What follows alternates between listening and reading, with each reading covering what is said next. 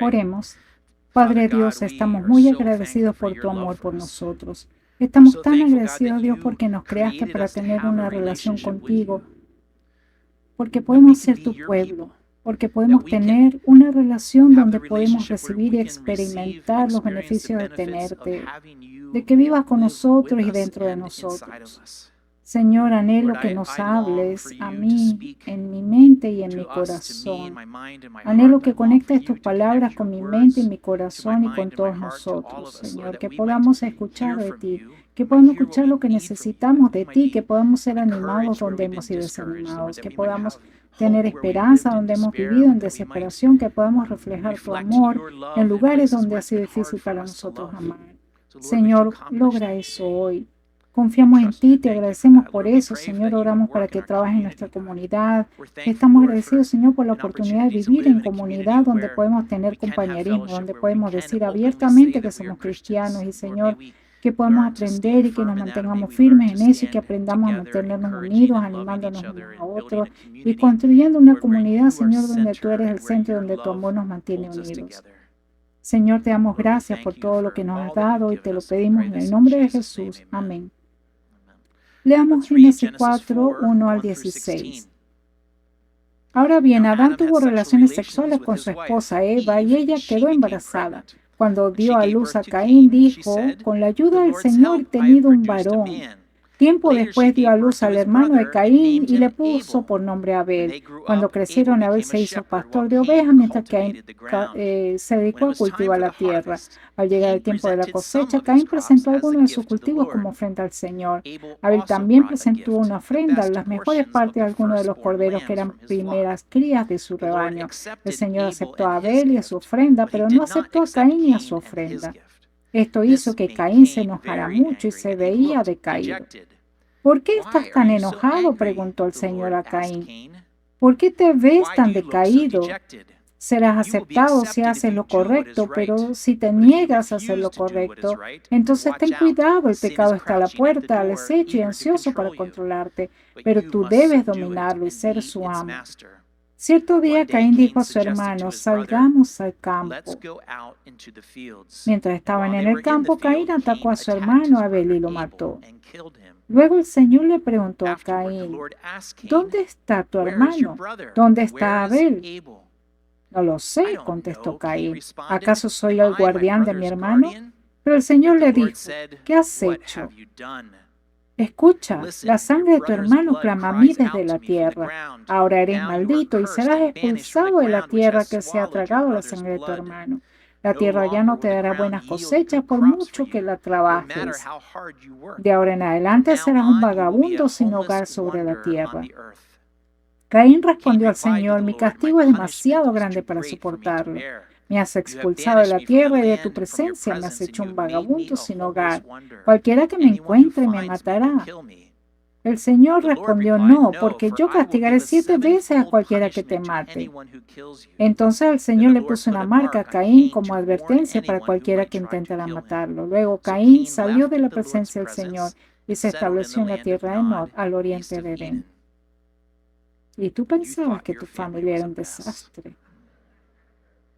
Saben, este pasaje está lleno de tensión y dolor, y la tensión y los resultados de esa tensión hacen que me duele el corazón. Este es un pasaje triste y difícil de leer. No me gusta la tensión, personalmente evito la tensión. ¿Alguien se identifica con eso? Porque la tensión muchas veces resulta en tristeza. La tensión a veces puede hacerme sentir ansioso.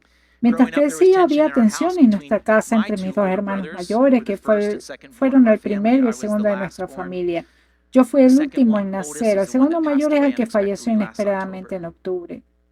Debido a que era más joven, la tensión estuvo ahí casi desde que tengo uso de razón. La tensión no era cómoda. Mis hermanos eran muy diferentes y sus diferencias eran evidentes y fuertes, especialmente en sus años más jóvenes. Yo, el más joven, a menudo, como se pueden imaginar, estaba entre ellos. Mi hermano mayor se dedicaba a los deportes, a la academia, a la historia y la política.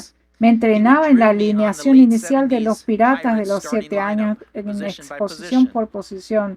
La primera base, Willie Pop Stargell. el lanzador John Candelaria, el jardín derecho Dave Parker, algunos nombres que recuerdo hasta ese día.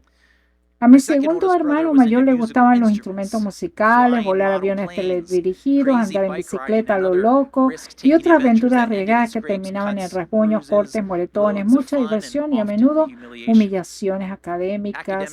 Y ellos se separaron. Bueno, tal vez nunca estuvieron juntos. Mis hermanos eran muy diferentes y a menudo yo estaba atrapado entre ellos. Oye, Dwayne, vamos a practicar lanzamiento, me decía el mayor. Hey, Dwayne, vamos a volar aviones, me decía el segundo mayor. Y también había tensión entre ellos y mi papá. Yo los veía a ambos tener conflictos normales entre padres e hijos con mi papá y los veía repetir lo mismo, los mismos errores una y otra vez y pensaba, eso es tonto. Así que al observar los errores de mis hermanos aprendí cómo evitar conflictos con mi papá también. Y a medida que todos envejecimos, me reconfortó saber que mis hermanos se hicieron buenos amigos cuando eran adultos y aprendieron a apreciarse mutuamente. Lamentablemente, ese no es el caso de los dos hermanos en nuestro pasaje de hoy. Donde mi familia se unió y se hizo más cercana, donde las diferencias fueron aceptadas y apreciadas, la familia de Adán y Eva estalló en pedazos. Ahora, a medida que entramos en la tensión y la tristeza de este pasaje, nuestra tendencia es aprender a buscar el consuelo en el pasaje y mi corazón quiere saltar directamente a la parte de la esperanza y el consuelo, pero para llegar allí tenemos que recorrer el viaje de tensión y tristeza que se presenta aquí. Para hacerlo, tenemos que lidiar con la realidad del pecado y sus efectos, su desorden y sus consecuencias mortales. Así que los invito a entrar en esa tensión y tristeza de esta historia y hacerlo conmigo durante el periodo de tiempo hoy. Veamos Génesis 4, versículo 1. Génesis 4:1, sin embargo, comienza con algo que es positivo, el sexo. El sexo es parte del brillante diseño de Dios para la relación matrimonial y también ayuda con la parte de ser fructíferos y multiplicadores que Dios mandó en Génesis 1. Es lo que Dios bendijo. Debido a la bendición de Dios, la relación sexual entre Adán y Eva resultó en el nacimiento de un bebé. Y este nacimiento, esta nueva vida que fue modelada según la nueva vida que fue dada en Génesis 1, que por supuesto sería bienvenida. Hablando de nueva vida y bebés, esta es la bebé Phoebe que nació en Brent y Jazz. Creo que el jueves por la noche o el viernes por la mañana temprano. Sí, es genial, ¿verdad? Brent y Jess son ambos frutos de nuestro ministerio aquí. Brent ahora es pastor en el ministerio Turn. Jess es la subdirectora del refugio para mujeres y su nueva bebé Phoebe es el fruto de su matrimonio. Así que estoy muy emocionado por ellos. Los nuevos bebés traen alegría, ¿no es así? Bueno, piensen en lo que Adán y Eva habían experimentado. Pueden anotar eso. Piensen en lo que Adán y Eva habían experimentado antes de que viniera el bebé Caín. Adán y Eva, debido a su pecado, fueron exiliados del jardín y fueron exiliados a un entorno más difícil de sobrevivir que afectó toda su vida. Su pecado y su exilio afectaron su relación. Vimos que al final del capítulo 3 afectó sus cultivos, afectó a sus animales, a su familia. Así que tener un bebé, tener una nueva vida trae esperanza después de esa pérdida y luego tener otro nuevo bebé poco después de eso habría sido una alegría. Y con esa alegría habría venido la esperanza de que las cosas pudieran ser diferentes para ellos. Estos dos regalos de bebés son regalos del Señor. Los hermosos bebés también vinieron con una naturaleza pecaminosa. Nacieron en un mundo caído. En los versículos 1 y 2 vemos a Eva nombrando a los bebés. Y nombrar a los niños en la antigua cultura hebrea no era solo darles un nombre, sino que los nombres también describían quiénes eran las personas, más que solo responder a sus nombres. Los nombres también respondían a la pregunta ¿quién eres? ¿Qué eres? Entonces los nombres que Eva les da a sus hijos son informativos para la trama, nos ayudan a entender lo que sucede en la historia. Caín significa literalmente herrero. como en un herrero metalúrgico, un herrero que es lo que vemos más tarde en el linaje de Caín. Hablaremos de eso la próxima vez, la próxima semana. El nombre Tubal Caín en el versículo 22 es uno que forjó o creó herramientas de metal, pero el nombre de Caín es más como un juego de palabras en hebreo. El nombre Caín suena muy similar a la palabra hebrea traducida como producido o creado. Esa es la palabra que usó Eva en el versículo 2. Ella dijo, he producido o creado a Caín, un varoncito. Ahora, el nombre Abel, en contraste con eso, literalmente significa vapor o niebla, como en una bocanada de aire que implica que es fugaz. La mayoría asocia el nombre de Abel con su fugaz vida.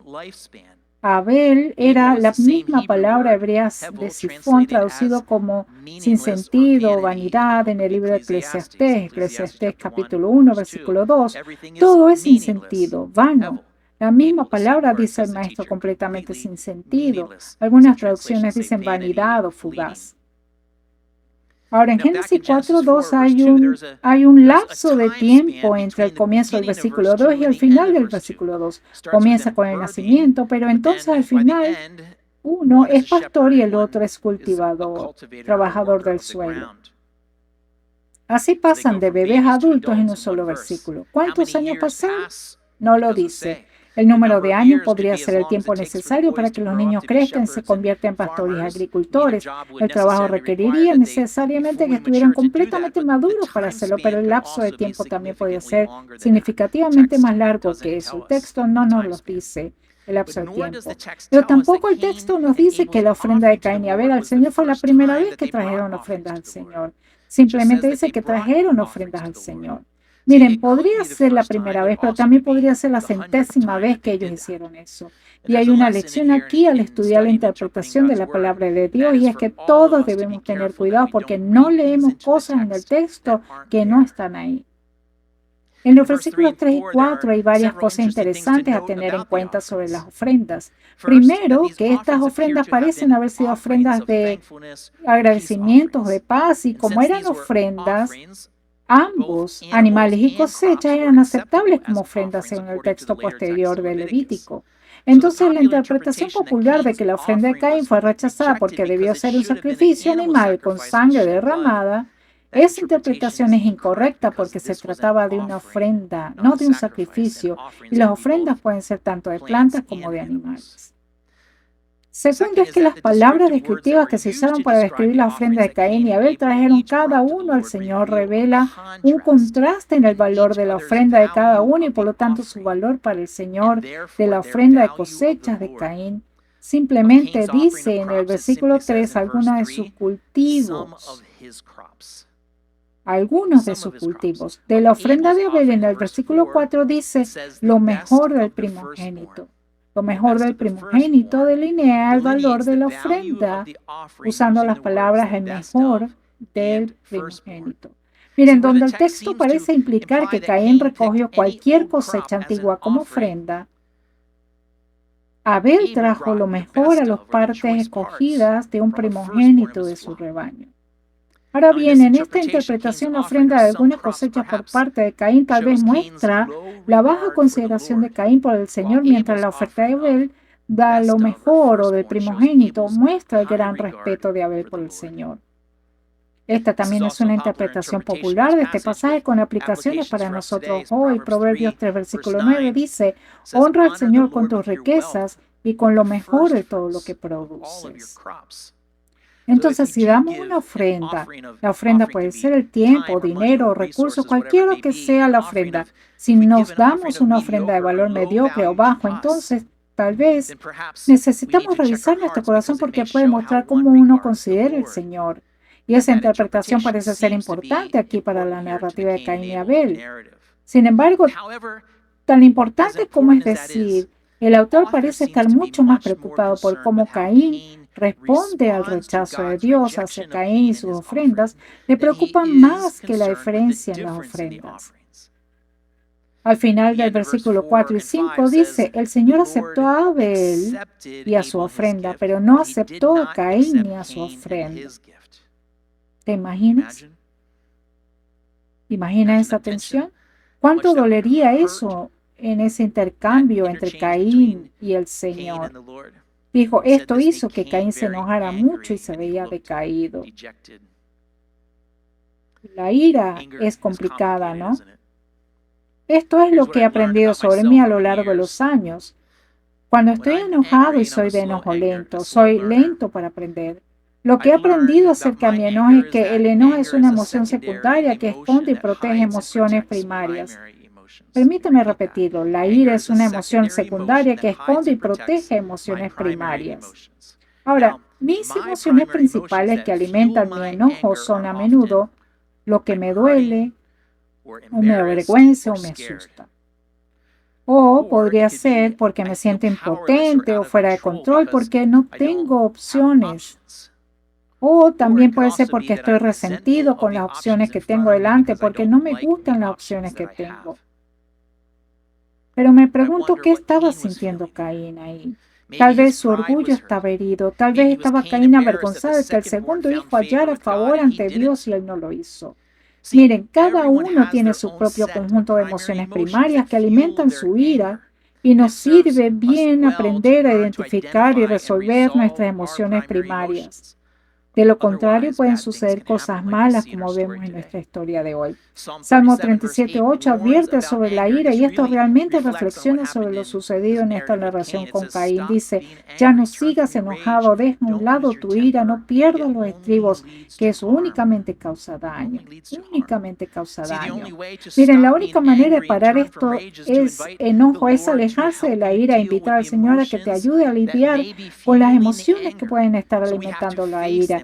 Así que tenemos que enfrentarlos, tenemos que lidiar con ellos y eso es lo que vemos que el Señor le ofrece hacer con Caín en nuestra narrativa de hoy. Entonces en Génesis 4 el Señor nota la ira de Caín y su abatimiento y en el versículo 6 le hace preguntas a Caín al respecto. Ahora comparto algunas reflexiones sobre esto, el hecho de que Dios se dio cuenta y le hizo preguntas. Primero, siendo que Dios es muy consciente de nuestras emociones, de nuestros sentimientos, es consciente de ambos, lo que sentimos en el interior y es consciente de qué emociones se muestran externamente. Segundo, la expresión de ira y abatimiento de Caín no impulsó a Dios lejos. Dios abrazó la expresión exterior de Caín de emociones. Su ira no alejó a Dios, sino que Dios dio un paso hacia él. Y tercero, lo que sentimos por dentro a menudo es evidente por la forma en que respondemos o reaccionamos a las cosas que nos rodean. Mateo 12:34 dice, porque de la abundancia del corazón habla la boca.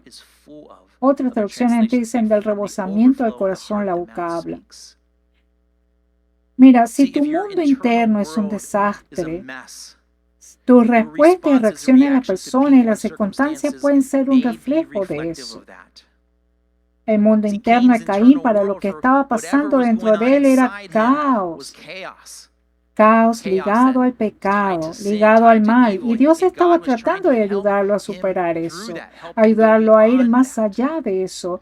Y así que para ayudar a Caín a procesar esas emociones antes de que conduzcan a una situación hiriente y pecaminosa al mal camino, el Señor comienza a hacerle preguntas a Caín.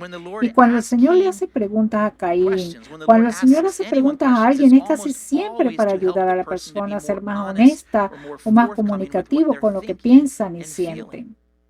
Miren, este es Dios queriendo asociarse con Caín sobre cómo lidiar con esos sentimientos complejos que tenía en su interior. En mi mente me imagino al Señor sentado amorosamente junto a Caín en un tronco al borde de los campos de Caín. El Señor quiere ayudar a Caín a lidiar con sus emociones de una manera útil, lo cual es una hermosa imagen para mí. Pero el panorama más amplio es que el Señor está sentado con Caín y sus emociones después de que el Señor rechazó a Caín y a su ofrenda. En el versículo 7, el Señor le da orientación a Caín, luego después de que él le hizo preguntas sobre cómo seguir adelante y su guía lleva a Caín a tomar una decisión. Versículo 7, será aceptado si hace lo correcto. Primera opción, hacer lo que es correcto. Pero si te niegas a hacer lo correcto, segunda opción, entonces cuidado porque el pecado está agachado a la puerta, deseoso de controlarte, pero debes someterlo y ser tú su amo. En otras palabras, para hacer la primera elección, para hacer lo correcto, tienes que poder someterlo y ser su amo del pecado, ¿verdad? Lo que acecha adentro, lo que esperaba que sucediera, es lo que tuvo que aprender a someter y dominar, lo cual sabemos que no lo hizo, al menos en esta narrativa. Miren, he leído este pasaje muchas veces aquí, principalmente con la interpretación de que la elección de Caín fue regresar y traer la ofrenda correcta al Señor. No creo que esa sea la elección a lo que el Señor se refiere aquí, aunque podría haber resultado en eso más tarde. Creo que la elección que hizo el Señor y que le está dando a Caín es que Caín haga lo correcto, a pesar de toda la ira y abatimiento que está sintiendo y que resultará en que sea aceptado por el Señor. Miren, que Caín haga lo que está mal, que ceda su orgullo a su ira dentro de él, que se describe como pecado que está agachado a la puerta, que eso lo dominaría bien. Eso dan en esa ira, ese abatimiento tal vez es por su orgullo que luego lo consume, que es lo que vemos, lo que resultaría en que él mate a su hermano. Miren, el pecado no solo daña a la persona, sino que también daña a las personas que las rodean. Bueno, tal vez incluso hasta destruirlos. Entonces, ¿qué significa hacer lo que es correcto y ser aceptado por el Señor?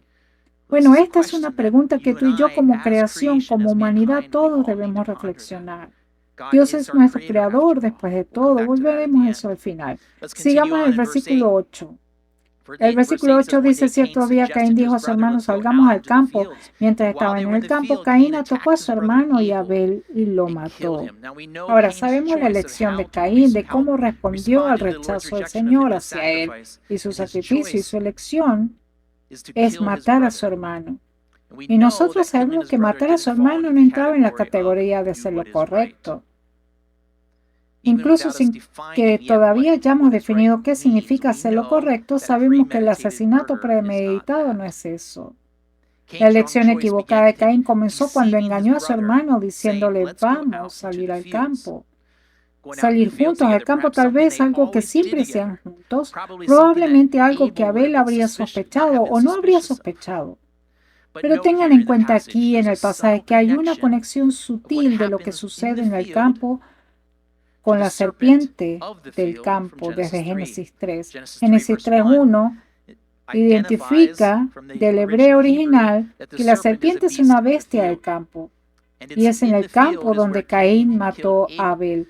Así que ahora tenemos a Caín en el campo con malas intenciones y acciones como la serpiente del campo, que tenía malas intenciones y acciones. Y el siervo del campo buscaba destruir en el huerto lo que Dios había creado y bendecido y llamado bueno. Vemos ese patrón de destrucción de lo que Dios había creado y bendecido y llamado bueno sucediendo en el campo cuando Caín mató a Abel. Como resultado, Caín actuó como la serpiente. El resultado de eso es que Abel se fue. Se fue como el nombre de Abel, que significa soplo de viento. Vapor que se disipa, una vida fugaz. Bueno, por supuesto que Dios está realmente activo en esta historia, en esta narrativa, y se da cuenta de que Abel se ha ido y le pregunta a Caín, ¿dónde está tu hermano? Esta es una pregunta muy similar a la que Dios le hizo a Adán. A Adán cuando Dios vino a buscar a Adán en el huerto. Capítulo 3:8. Y como Génesis 3:8, la pregunta que Dios le hace a Caín no es que debe averiguar dónde está Abel, sino más bien expresar asombro y lamento de que Abel no está donde Dios esperaba que estuviera. Miren, esta es una pregunta muy relacional del Señor y la pregunta es una expresión de dolor y pérdida porque Abel se ha ido. Ahora, Caín responde al Señor con su famosa línea en el capítulo 4:9 que dice, no sé, lo cual es mentira. Y Caín respondió, ¿soy el guardián de mi hermano? Esa frase, soy guardián de mi hermano, ese es un intento de Caín de quitarse a Dios de encima.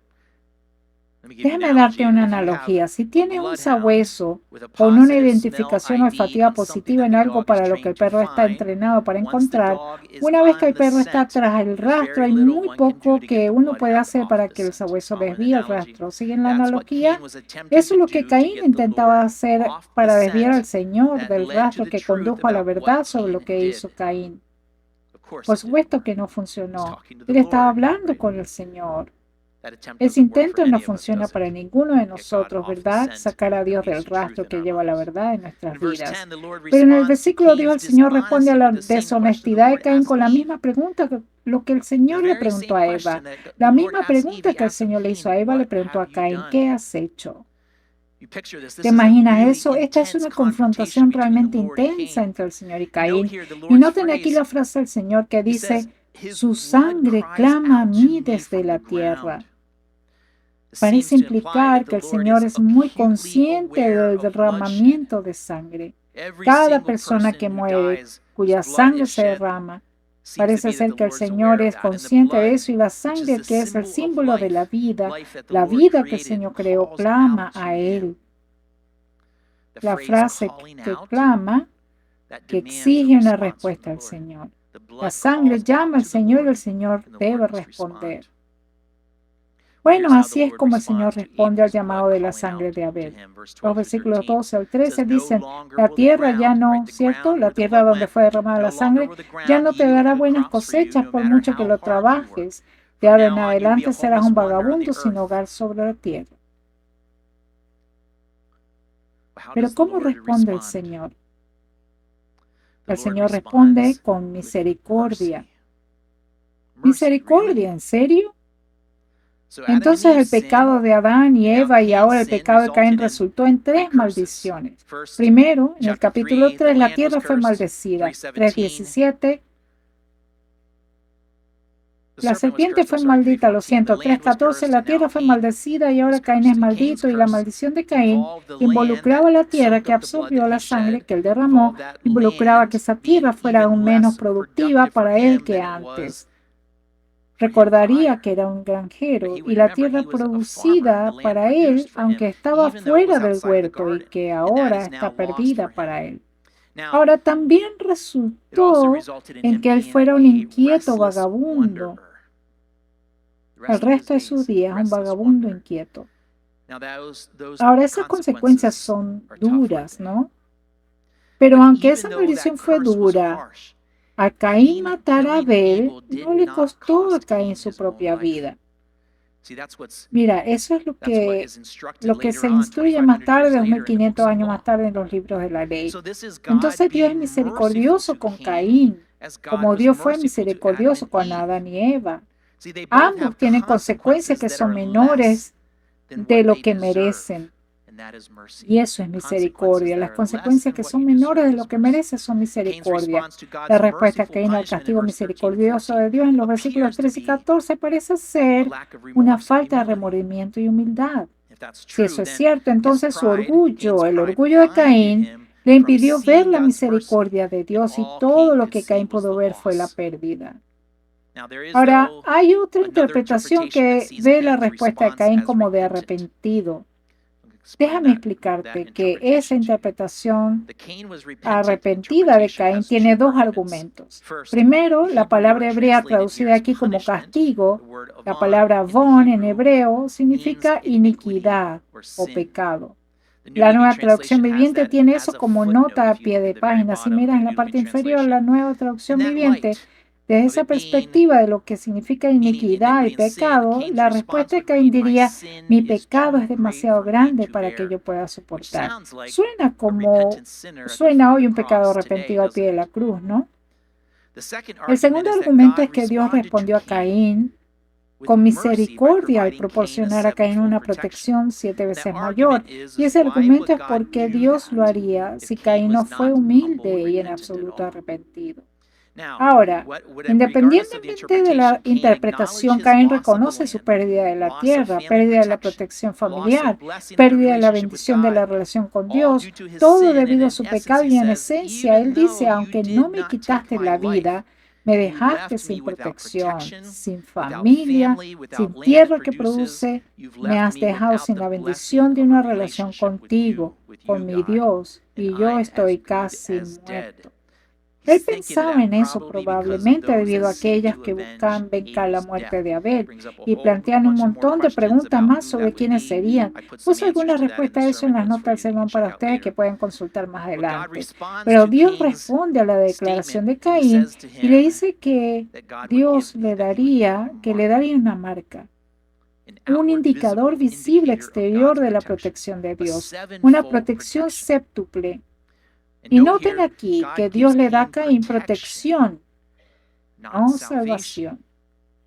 El linaje de Caín termina en la inundación. Listo. Bueno, aunque la misericordia y la gracia de Dios son evidentes en Génesis 1, 2, 3 y 4, nuestro pasaje de hoy para los padres de Caín, Adán y Eva, Dios les mostró tremenda gracia y misericordia a pesar de su pecado. Fue misericordia que Adán y Eva no fueron asesinados por su pecado, no murieron físicamente en el momento, fueron exiliados en cambio. En el exilio, si sigues el patrón del exilio en la Biblia, el exilio es una forma de muerte.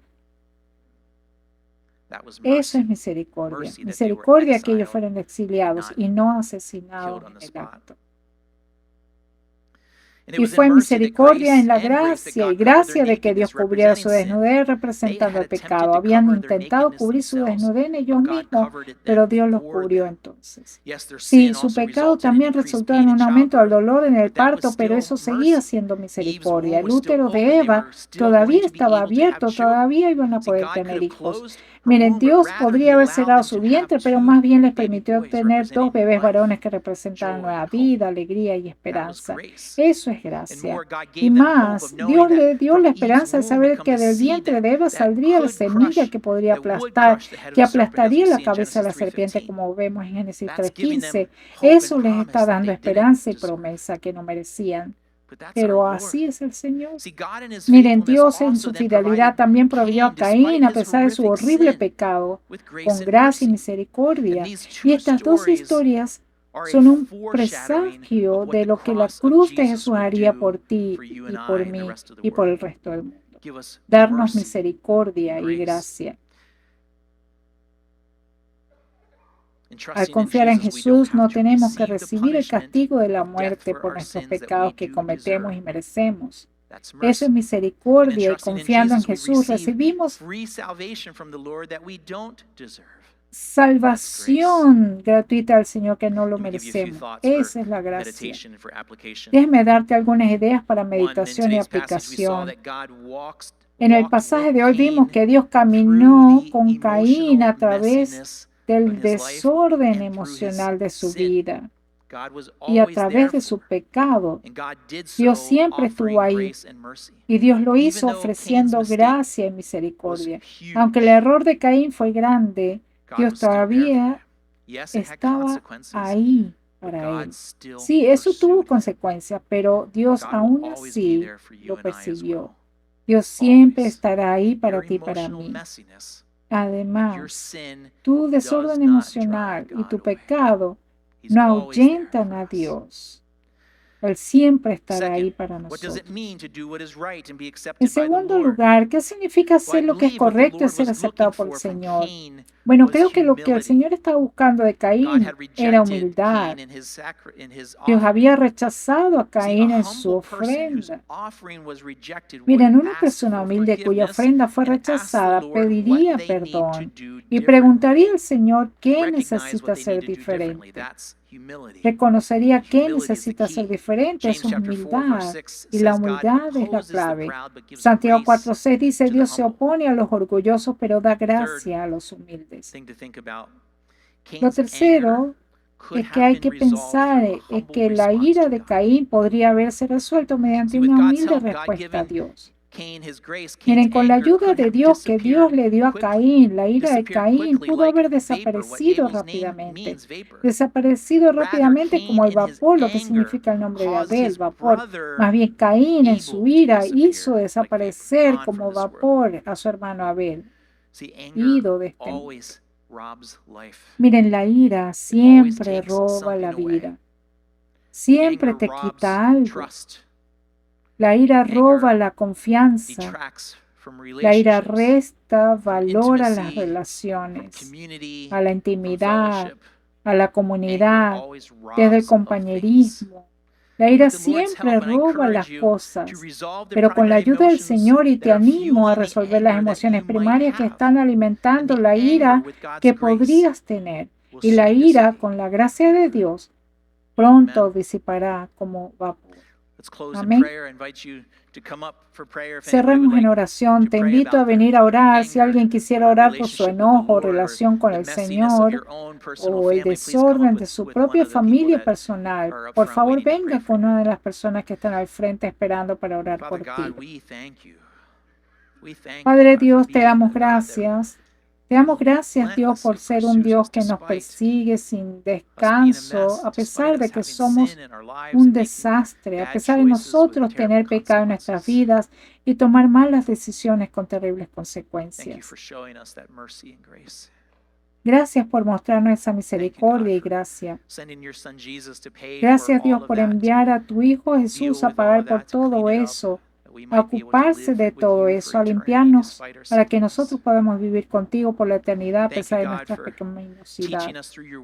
Gracias, Dios, por enseñarnos a través de tu palabra, por mostrarnos, Señor, cosas que podemos aplicar en nuestra vida y, Señor, al salir al mundo, que vivamos en el mundo, que trabajemos en el Señor, que nos recuerdes la verdad de tu palabra y que por tu Espíritu nos enseñes a aplicar en nuestras vidas lo que nos has dado y permitas que con tus palabras y tu Espíritu nos transforme. Oramos todo y todo el pueblo de Dios dice amén.